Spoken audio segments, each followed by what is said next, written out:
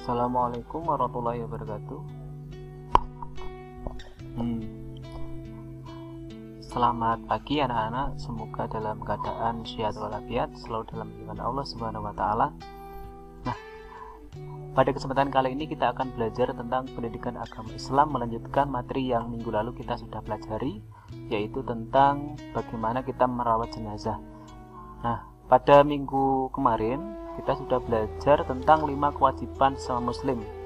Mungkin kalian masih ingat, kita coba mengingat-ingat dulu mata pelajaran atau pembahasan yang minggu lalu kita pelajari. Tapi alangkah sebaiknya sebelum kita mulai pada belajar kali ini, mari kita berdoa terlebih dahulu dengan baca basmalah bersama-sama. Bismillahirrahmanirrahim. Nah, 5 kewajiban sesama muslim. Yang pertama, masih ingat, yaitu apa? Ketika ada yang mengucapkan salam, maka kita menjawabnya dengan salam, ya. Terus yang kedua, menjenguk orang sakit. Yang ketiga, mengiringi jenazah. Yang keempat, menjawab panggilan atau undangan, menghadiri undangan. Yang kelima, yaitu mendoakan orang yang sedang bersin. Itu kewajiban, 5 kewajiban ya, antara muslim satu dengan muslim yang lainnya, bisa diterapkan dalam kehidupan sehari-hari. Selanjutnya kita akan bahas mata pelajaran kali ini, pembahasan kali ini tetap pada posisi yang sama, yaitu tentang cara mengurus jenazah.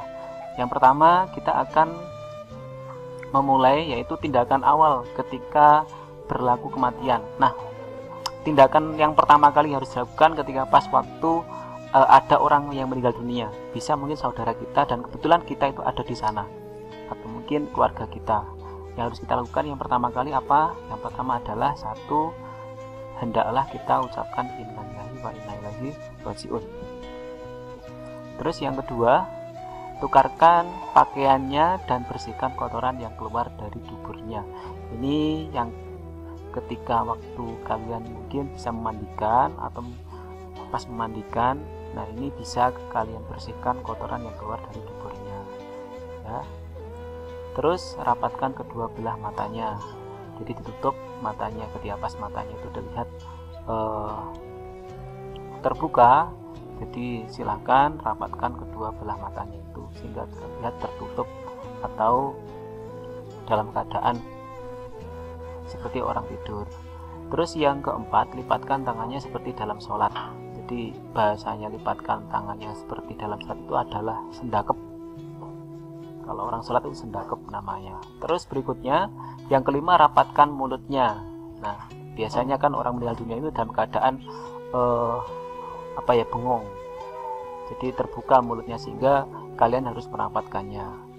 Yang keenam, luruskan kakinya diluruskan. Ya. Yang ketujuh, ikatkan kedua ibu jari kakinya, diikatkan agar terlihat lurus. Ikatkan kedua ibu jari kakinya. Terus yang 8, letakkan di tempat yang tinggi. Jadi silakan ditaruh di meja, ya, meja yang panjang yang kiranya cukup untuk si jenazah tersebut. Dan yang terakhir yaitu hadapkan ke kiblat. Ya, dihadapkan ke kiblat. Ini adalah ada 9 tindakan awal ketika pas ada orang yang meninggal dunia. Terus ada 10 amalan yang bisa menghalangi siksa kubur. Ini ada 10 amalan. Salah satunya yang pertama adalah memelihara sholat 5 waktu. Ini 10 amalan yang dapatnya kita itu dapat dijauhkan diri dari siksa kubur. Yang pertama, memelihara sholat 5 waktu. Jangan sampai kita itu meninggalkan sholat 5 waktu itu, ya, antara zuhur, asar, maghrib, isya, subuh.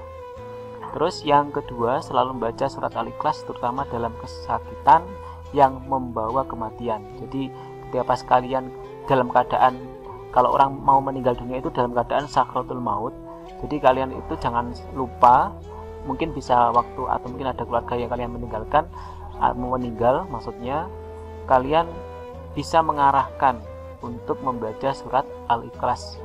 Surat Al-Ikhlas itu qul huwallahu ahad, Allahus samad, lam yalid walam yulad walam yakul lahu kufuwan ahad. Yang ketiga, senantiasa membaca surat Al-Mulk pada setiap malam, setidaknya malam Jumat. Nah, ini surat Al-Mulk itu ada dalam juz 29, yaitu juz yang pertama kali. Kalau kalian membuka juz 29 itu ada surat Al-Mulk, Tabarakalladzi biyadihil mulku wa huwa ala kulli syai'in qadir, itu lanjutannya. Sering dibaca, kalau memang tidak bisa dibaca setiap hari lebih baik. Terus kita itu dalam keadaan mati syahid, ya, mati syahid. 5, mati di malam atau di siang hari Jumat. Ini insya Allah kalau orang meninggal dunia itu pas waktu malam atau siang pada hari Jumat itu akan dijauhkan diri dari siksa kubur.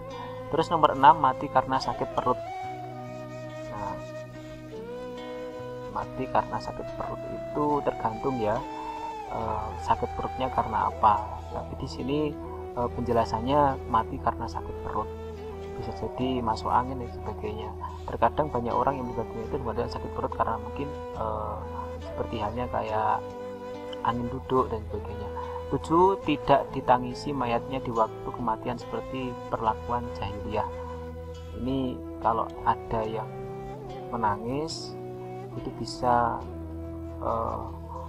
menyebabkan sakitnya di siksa kubur. Kalau ada berapa yang mungkin bisa menahan tangisnya ketika pas ada jenazah atau keluarga yang meninggal dunia, dan dia bisa menahan tangisnya, maka insya Allah Allah akan mengurangi siksa kuburnya. Yang 8, yaitu selalu membiasakan diri memberi sedekah.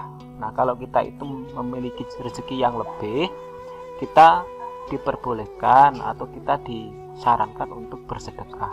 Nah, sedekah yang paling baik itu adalah sedekah pas waktu hari Jumat. Namun di sini kalau memang ada niatan, tidak harus hari Jumat. Kalau kalian memiliki rezeki yang lebih di waktu selain hari Jumat, kalau memang ada niatan untuk bersedekah, segeralah untuk segera bersedekah. Jangan menunggu hari esok, karena pas waktu hari itu insya Allah Allah akan memudahkan kalian, ya, jalan kalian, urusan kalian.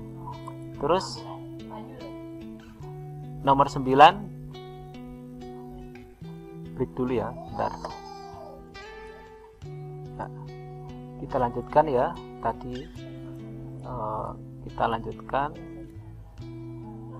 yang nomor 9 tadi. Nomor 8, selalu membiasakan diri memberi sedekah. Nah, kalau kita mampu, bisa kita memberikan sedekah kepada orang yang berhak untuk kita berikan sedekah. Nah, tentunya sedekah yang paling mudah, yang paling ringan, tanpa mengeluarkan apapun, yaitu kita bersedekah dengan senyuman. Cukup kita tersenyum ketika pas kita bertemu dengan orang, itu sudah cukup untuk sedekah, memberikan sedekah.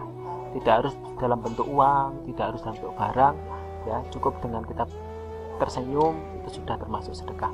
9, menyempurnakan basuhan wudhu dan menolong orang yang sedang dianiaya. Nah, ini kalau kalian mau berangkat sekolah, mau sholat, mau ngapa, jangan lupa kalian berwudhu dahulu dan menolong orang yang sedang dianiaya. Kalau ada orang yang mungkin ada sedang disakiti, kalian pas waktu kalian melihatnya, ya bisa kalian itu membantu atau menolong orang tersebut. Terus yang terakhir, selalu mohon pada Allah agar dilindungi dari siksa kubur. Nah, jadi silakan kalian selalu berdoa setelah sholat itu, membaca sholawat munjiat, atau mungkin mohon kepada Allah, ya, dengan niatan semoga kita itu dilindungi dari siksa kubur, ya. Tuh. Terus itu yang dapat kita pelajari pada pertemuan kali ini.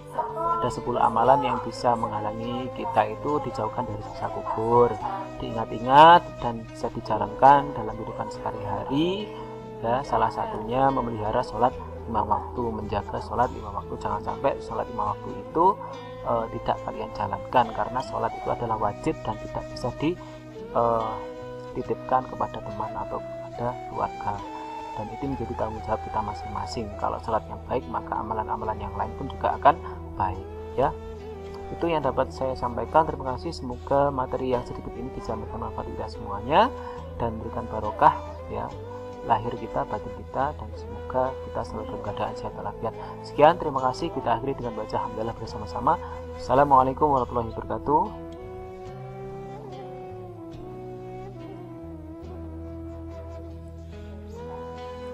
Jangan lupa, ya, kalian komen, subscribe, like ya, and share.